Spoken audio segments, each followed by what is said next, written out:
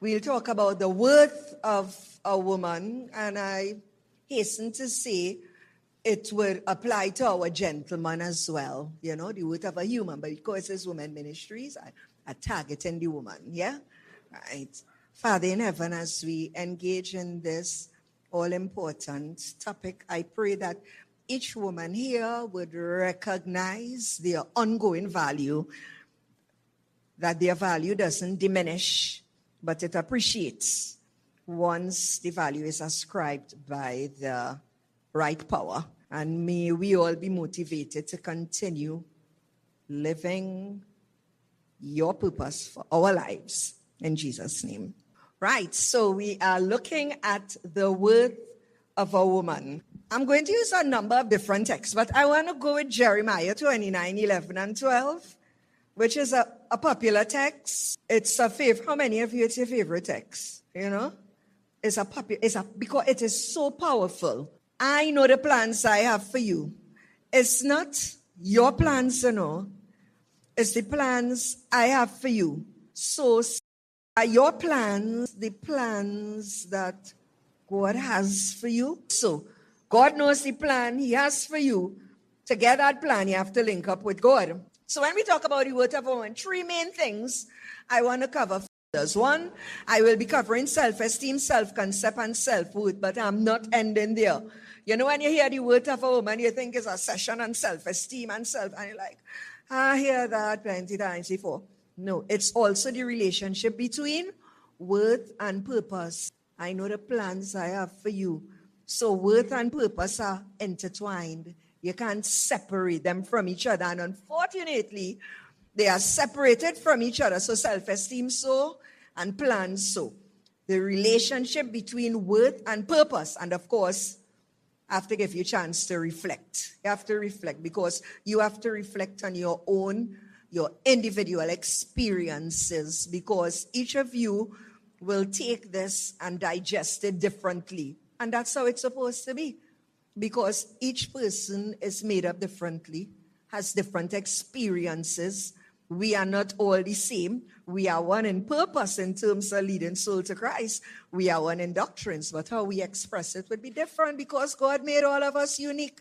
God didn't make me, you, me, and you, the person next to you. So stop trying to be who somebody else is and be who you are in God, you know, in God, because He has a plan for you.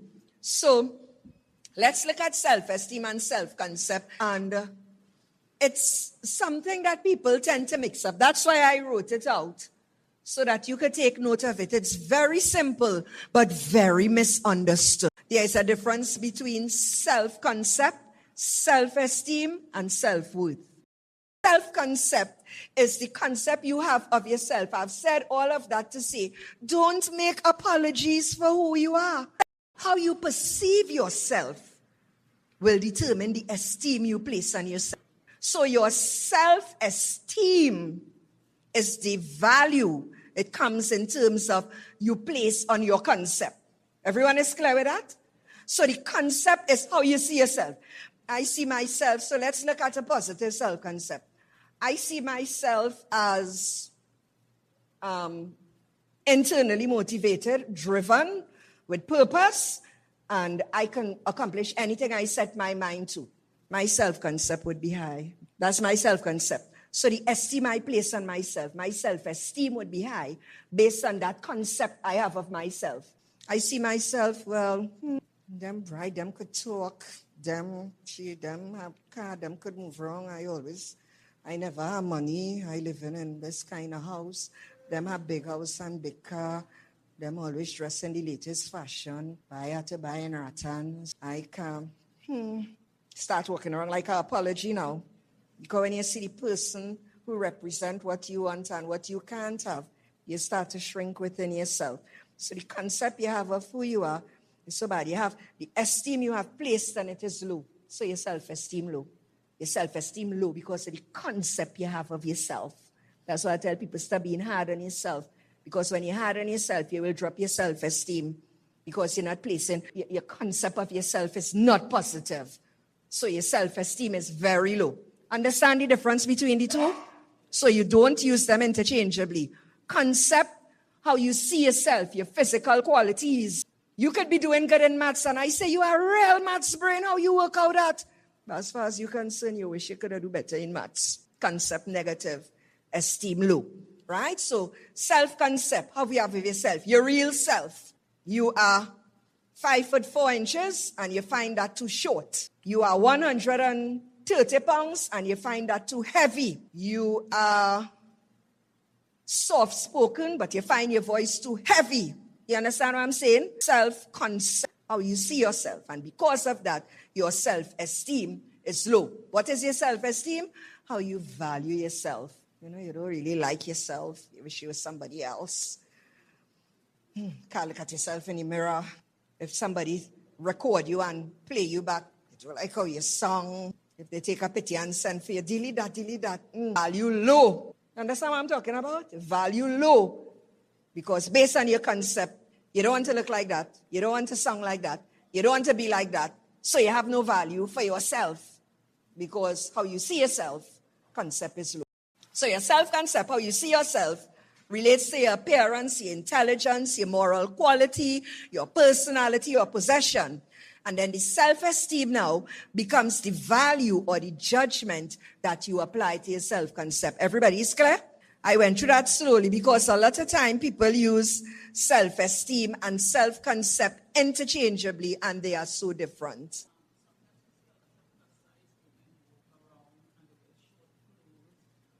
The worth of a woman. Question is, who or what determines your value? So we just talked about self-concept and self-esteem. So your self-concept based on your physical qualities, your possessions, your looks, your intelligence, so on. And you apply value to that. But where does self-worth come in?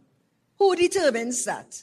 You have already applied a value, so your self-esteem is low. Where does self-worth come in? That's the question. Anyone wants to answer it before I move on? Who or what determines your value? So let me bring an example here. Some of you may have heard. That is what? That's $100 bill, right? But the $100 bill fell in. Where the $100 bill fell? In the drain. And you know, in that drain have vagrant stool, cat pee, fish, rat mess. Yeah. I'm saying it too nice, rat tutu. You know? You know the drain, and you know them drain, you smell them before you reach them. And it's slimy. $1 fall in it. And you forget your wallet home and you need to get home. You have no money home and your children need food. And $100 is sitting right there in the drain. You wouldn't take it, but you will take it, and but it's in the drain. And when you take out that $100, it's dirty and it's smelling, right? Now, if you take that $100, that dirty and smelling, and you put it next to another $100, which one are you taking? The cleaner one, right? But do they have different values? You could get any more with the cleaner one. The cleaner one any more valuable than the dirty one. You understand what I'm saying? In other words, there are some people, life rough them up, do them all kind of thing. Where do they get their value from then? If you born in privilege, eat it with gold spoon, you know, have everything going for you, jumping in car, and I am born in privilege and whatever, don't you have more value than me? But I live in an area where, you know, I'm in a little wood shack. All of us sleep on the ground. We use a basin to urinate and stuff. We empty it. We share rats running around the house. And you are living in wealth, driving in your car, making your double-digit salary, changing car, have the latest cell phone. How could we be the same value? Is that possible? Is it possible for us to have the same value? What makes that possible? Yeah.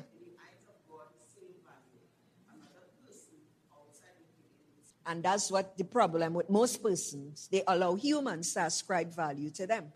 So if humans were to ascribe value in that depiction I give, they would say, life knock you up, beat you up, whatever. You're not as valuable as this one. Yeah? But when you look at it through other eyes, life knock you up, beat you up, throw you wrong, turn you around, same value. In the parable, the guy who came in the evening get the same wages, the real cost. Grass cutters. Yeah, you understand where I'm coming from? Put it in our political climate. You come on the job. It's 8 to 5. I reach on time at 8. Slaving whole day through the hot sun. You come on the job 4 o'clock or 4:30. And when the man come to get salary, all of we get the same salary. That fear, that could never be fair. Humanly, that's not fair. But when we are Christians, we don't operate on the human level. And they are difficult level to operate on. Yes, it's not fair. You want it up? Or amen moment, correct. You know, it depends on, as you said, the perspective. It depends on the level you're operating from. So on the human level, you might be a woman, but you're not as valuable as me, even though I am a woman too. I have more value than you. So the $200 there, you are a different kind of woman to me. So your value not as high as my value. That's the human realm. We see it all the time, not so? How people treat people differently. It's so wrong. Sense. It doesn't make sense. There is a difference between respecting people and ascribing unnecessary value to them. So we tend to mix that up, right? I will respect you. I'm supposed to respect your position. I'm supposed to respect who you are. There's respect. You're supposed to respect the elderly. But at back to front, so you have people treating the elderly like mess. As soon as you get old, you know? But the Bible says honor your father and your mother. And the Bible talk about honoring the hoary head and honoring the seniors. And the Bible texts about honoring your father and mother. That's the only commandment with promise that your days may be long. Some of the young people are saying, you go ahead, that your days may be long. Carry on. Carry on and disrespect seniors. Carry on and disrespect your parents. Your days will not be long. And even if it's long, it won't be productively long. It would be long and miserable. Because the Bible is clear. Don't hurt children. Don't hurt the vulnerable. That's the word.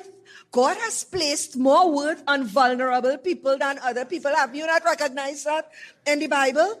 He said, if any of you interfere with a little child, it's better for you children. He talk about taking care of the widows and the orphans. He didn't talk about the rich people. He said it's easier for a camel to go through and need life for some of them to go in heaven. But he talk about caring for the vulnerable. He talk about what he would do to people who take advantage of people who are vulnerable, the widows, the orphans, and the children. So that means, in a sense, even though God places value on everybody, he has more value for the people who look like them have no value. Did I cut to me? Who nobody looking out for. He have more consideration for them. He looks out for them more than the average person. And for him to do that, it means they have to have, what they call them, the gems for the kingdom. The gems, the precious stones. So our worldly recognition and acclaim and ascription of worth is not the same as God's heavenly. And when he looks down, you ever travel, coming to you, you ever went by a plane and that plane look real big? That plane massive. But you ever outside the plane now and you see the plane go up in the air? In the days when you had the waving gallery in Piaco, you know?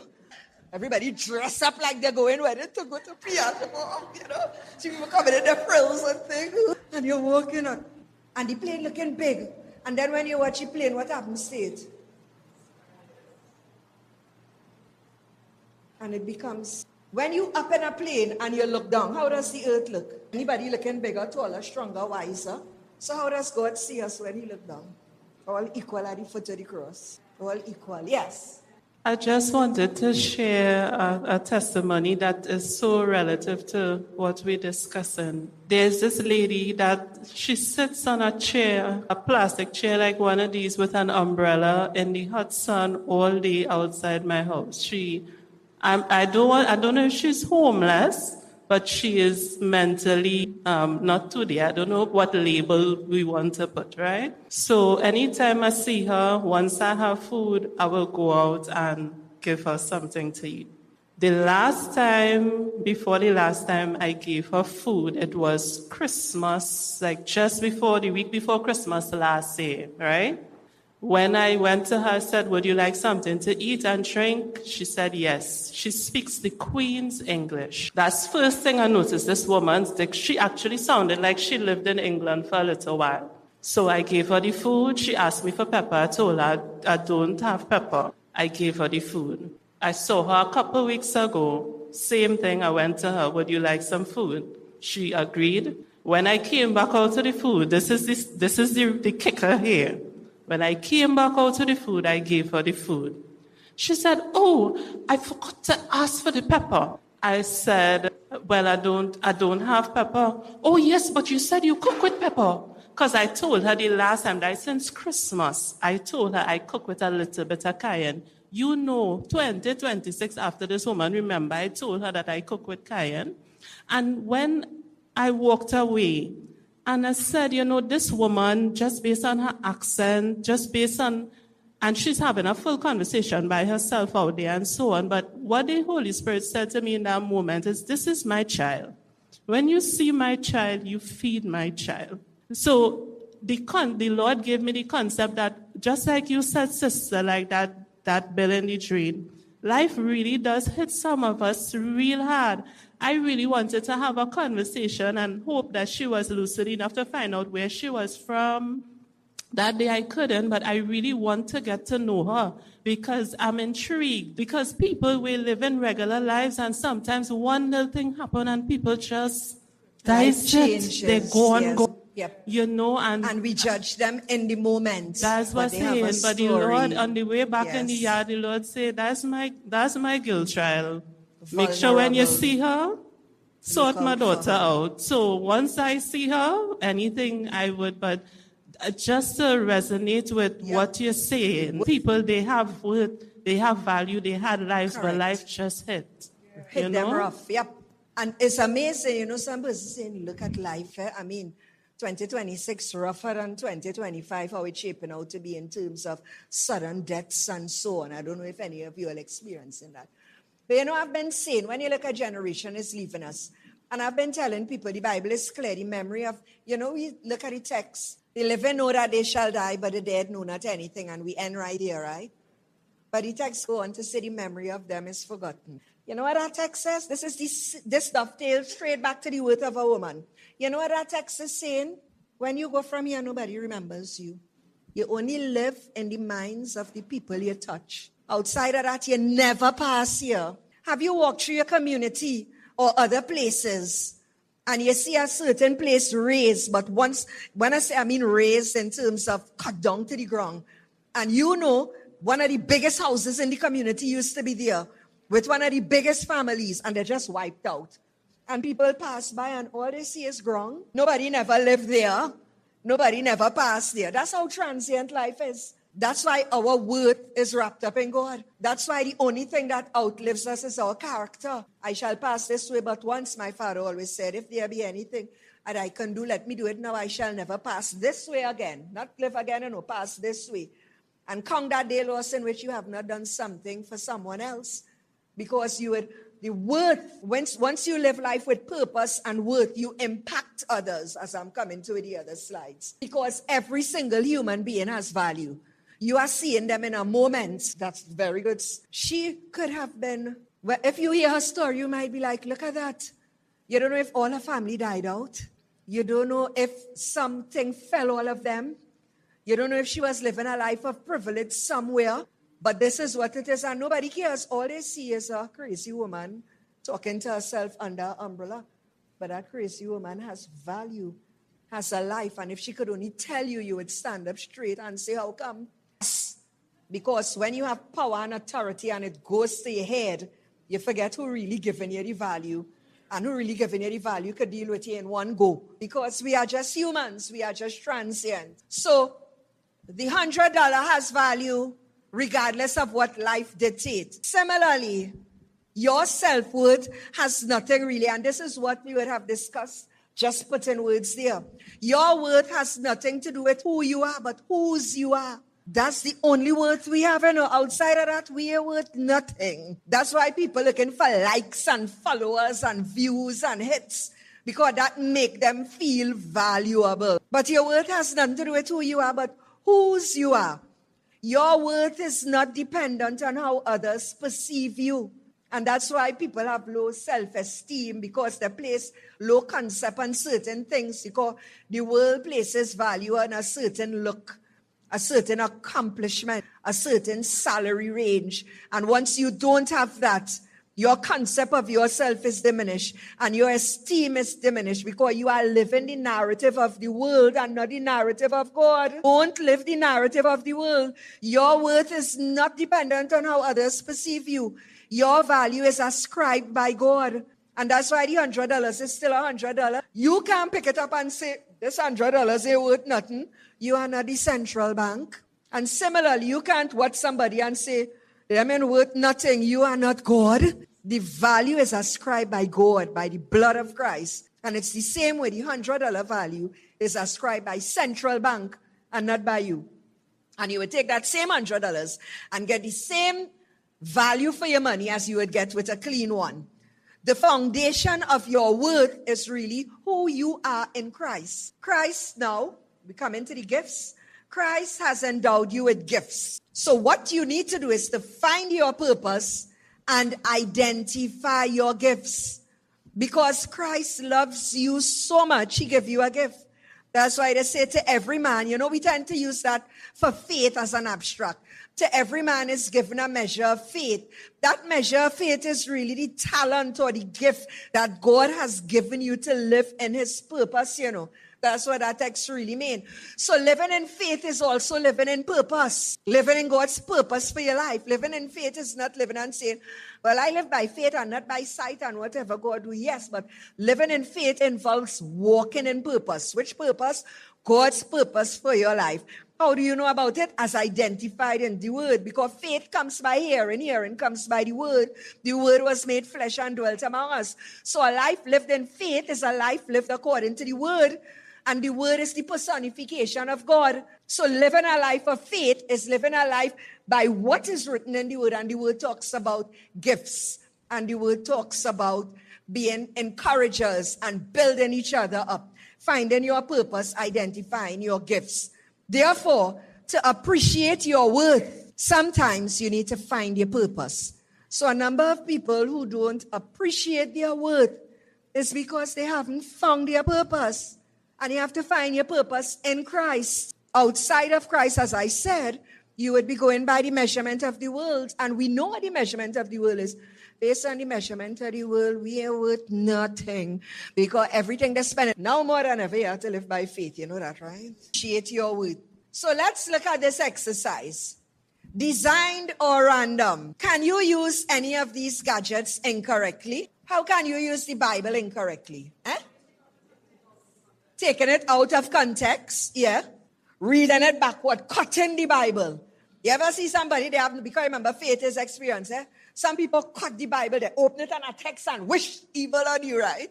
Is that using the Bible appropriately? So it's a good book, and it's a good thing to do, but you're cutting it with candle. Lord, deal with men, I'm easy to say, and you write down all their name. Some people get in a grain and hear all kind of thing, right? Cut the Bible, right? So you can use it badly. Can you use a phone badly? How? Cyberbullying, to watch all pornography and other stuff, and to make it to the length of time you spend on it and not doing stuff you should be doing. To stalk people as well. So it can be used incorrectly. Can a simple sneakers be used incorrectly? How? If it's too small? If you put it on to give somebody a good kick, or if you use it like your grandparents, or it's sailing through the air like a spaceship for your head, right? Or you go the wrong place, you wear it out of where it's supposed to wear. Because it's expensive and nice, you put it on to go to a formal occasion, right? Because it's an expensive sneaker. Why can't I go to a formal occasion? I pay $1,000 for it. I pay $1,000 to just walk down the road in it. Go to a wedding, right? If you see somebody, I left my water across there. If you see somebody posing with an expensive track pants and sneakers in a wedding, what you would say? They probably come to do something. But then they would tell you, this is mine. I wonder, did I drink from it? Yeah, I think I drank from it. I get these senior moments, So you see them and you say, that way you come to the wedding and they say, you know how much I pay for this? This costs more than the bride dress, You understand? So then that makes it appropriate, right? That makes it appropriate. And there is a dress code, right? So it could be used inappropriately. Can a key be used inappropriately? Yeah? Right. So here is the question. If they are used inappropriately, will their true worth be felt? will your purpose be accomplished? So their true worth will not be felt and their true purpose will not be accomplished. So the big question is, if objects have purpose, how much more would you have purpose created by God? Every object has a purpose, but purpose created by God. Every object has a purpose, but you are not an object, you are a human. What is your purpose? Jeremiah 1:5 says, before I formed you, I appointed you. So if you have a purpose, you have to identify that purpose, because that purpose is aligned to your worth. And your worth is not just to say, watch me, Your worth is for service. That's what your value is for. As you have received value, you have to pass on value to others. If a diamond is hidden, is there any worth in it? When you have a diamond and stuff, what do you do with it? You want everybody to see it. So it's the same way. If God has ascribed value on you, you want everybody to see the God in you. You want to show off, not you. You want to show off God. Why? Because the word is not really you, The word is not really you. It's God who ascribed in the word. So when you walk in, it's not for people to see you. It's for people to recognize there is something different about you and ask you, how I can get that too? And you have to introduce them to God. That's the word. That's the worth of a woman. That's the worth of a human. Before I formed you, I created you.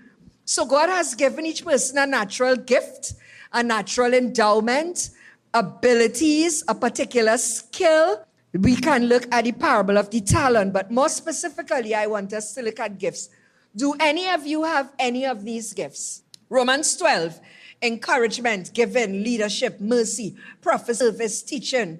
1 Corinthians 12, administration, discernment, healing, interpretation of languages, prophecy, wisdom, apostle, faith, helps, knowledge, miracles, teaching. Yeah, thanks, because I'm wondering how much more time I have. Ephesians 4, apostle, how much more time I have? Finish? Right, good. Yeah, that's enough. Apostle, pastor, teaching, evangelism, prophecy. 1 Peter 4, servant, teaching. Any of you have any of these? Who doesn't have any of these? Watch it good. Who doesn't have any of these? And I'm putting it to you. Every single one of you don't even just have one. Some of you have more than one. And this is where you find your purpose, because God has given each man. For I say through the grace given to me, everyone who is among you, not to think of himself more highly than he ought to think, but to think soberly, as God has dealt each person a measure of faith. God has given each person a gift. 1 Corinthians 7, but each of you has your own gift from God. One has this gift, another has that. So God has given each person a gift. You need to find that gift and walk in your purpose. That's the worth God has given you, because the gift he has given you is necessary, very necessary for you and for others you come in contact with. I go to move on, but I saw someone tell me when you have it, right? Right? But there are certain things that can derail our gifts, eh? Fear. Well, I'm going on fast because we did the interaction throughout, so we may not necessarily need questions and answers after. There are certain things that can cause you to question your word. Fear. You're afraid of launching out. Remember the you don't have the self-confidence now, which is different to self-esteem and self-concept. Because if your self-esteem is positive and your self-concept is positive, you will have self-confidence. So self-confidence does not exist in a climate where self-concept is low and self-esteem is low. But once your self-concept, your self-esteem, and you appreciate the value God places on you, you will have self-confidence. But once there is fear, then it could derail your purpose. And once your purpose is derailed, you start to question your value. You start to question your worth. You start to question yourself. You start to compare yourself with others. Comparison. You have low self-esteem. Affects that. Toxic relationships, where you have persons in a relationship, an intimate relationship, making you second guess yourself, insulting you, verbally abusing you, sometimes physically abusing you. Nothing derails worth and purpose like a toxic relationship. Walk out of the toxic relationship and find yourself in God. I ain't say divorce, I just say find yourself and then decide to go again. Whatever hinders your connection with God, put nothing between you and God. Chasing approval. You want to be liked. You want to be liked. Something came to me this week. I had to laugh. It has a lot of noise in it, but it was funny. You don't even like everybody, but you want everybody to like you. I found that was so ironic because sure, a lot of people want everybody to like them, but they ain't like everybody, Of course, God said to like everybody or love everybody. That's the topic of another. I will leave that for the pastor to handle. Social media identity, we are persons living for followers and like. And of course, the major one, when you drift away from God, you drift away from your purpose and your worth. Now, when you drift away from God, your worth doesn't diminish, because God has given every man worth. But remember, it's about your self-concept. Your self-esteem will make you feel you are not worth anything. But remember, the $100 in the drain is still $100. And God has placed value on every single human being because rain falls on the just and the unjust. So even though you have drifted away from God, God still sees you as valuable. Your value has not been lost, but your self-concept and your self-esteem will drop. Because of yourself, you are not living in purpose. But God is always drawing you to himself because he has placed value on you. Time coming. So most people don't lose purpose suddenly. They drift from purpose. Hebrews 12:1 reminds us, since we are surrounded by such a cloud of witnesses, let us throw off everything that hinders. Let us throw off the sin that entangles, and let us run with perseverance the race that is set before us. In other words, walk in your purpose. What is your purpose? Go back to the gifts. Go back to the faith God has given you. He wants you to walk in that. And to walk in that, you have to follow in the footsteps of Jesus. You are not an accident. You are an assignment. God has assigned you a purpose. Find your purpose by walking with the one who created you. Claim your value and be a blessing to others. That is the worth of a woman. Find your purpose. Claim your value. Be a blessing to others. You are not an accident. God has given you a measure of faith for you to function and represent him. So as we reflect and we go to the prayer list, as we reflect and go to the prayer, how much I have? 1 minute time? I didn't see it now. But it's reflection. You have your paper. Write one lie you believed about yourself. Just one. There may be several. Just write one. One lie you believed about yourself. You ain't have to tell nobody else it. Even if you ain't want to write it into being, think about it. Sometimes you ain't want to give it power over you. So think about one lie you believed about yourself. Think about just one talent. It may have plenty, But just think about one talent or one gift or one passion God has given you because he has given you. But just think about one. Some of you may have 2, 3, 4, 5, but the point is God has given you it. Think about that. Now, think about a distraction you need to guard against. Because the distraction derails you from your purpose. The distraction causes you to drift away from the purpose. Remember, it happens gradually. Think about a distraction that you need to guard against. God. So I say, guard the avenues of the soul. It comes in there, it distracts you and derails you. You think about that because what is my distraction is not your distraction. What is your distraction is unique to you. You alone know it.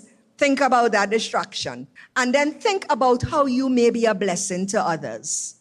How might you be a blessing to others? So it means when you think about that distraction, you have to guard against it. When you think about that talent, you have to work it with God. When you think about that lie, you have to tell yourself, it is a lie. That's why I tell you, think about it. So the fact that you think about it, that means you now know it's a lie. So don't call it into truth. And when you think about how you might be a blessing to others, then be a blessing to others. Find your worth as a